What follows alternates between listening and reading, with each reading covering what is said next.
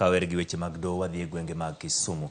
Kama maromo familia 283 pi osedar e gwenge mag Kakola, Ombaka e Nyando.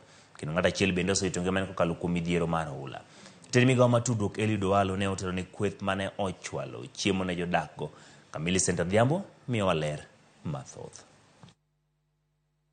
E kar dak ma Kakola Ombaka e Nyando, midhiero mar oula pod ogoyo limtidi. Oganda mapong' mar pi osedaro e miechgi, medo golo ywak. 2020 aiko nyako ma jaiga 22 na iko oko mar dalana nikech onge kama nanyalo ike, dalana ne pi oimo. Inyo chako golowa nywadak Old Ombaka Secondary School, nywadak gi yuora kanyo. Yuora no nyocha wayoro go pi mwabiro go ka. Wabiro ka yuora no ninda achiel ka. Othosa 11 kogwen, otieko joma achiel muchari wakele.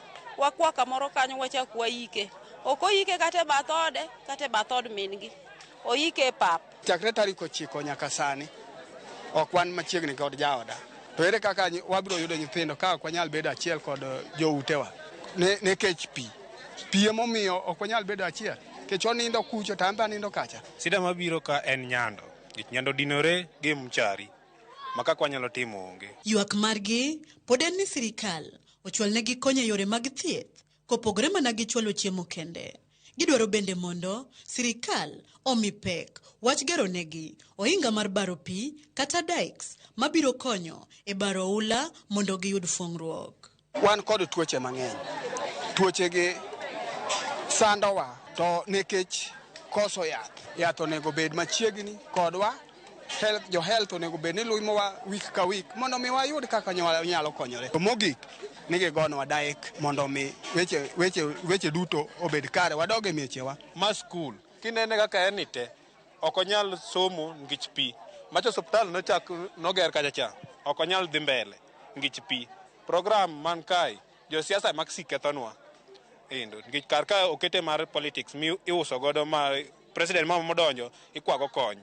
Wakwayo William Ruto gisani ka sirikandini konywa ilosnwa Nyando igerwa daik wapur wachiem. Jotelo mane ochopo e gwenge ma Kakola Ombaka odiochieng' ma kawuono mar chwalo kony mag chiemo kotelnegi kod jatend migawo mar tudruok yudo osiro wach gero daik ka gikoni konyruok mochwere mar tieko oula ma Nyando biro yudore mana ka otiek gedo mar yawo ma Korusoin. Ka ok wanyal loso wach mar Korusoin for whatever reasons, aparo ni Nyando twanyalo dilgo.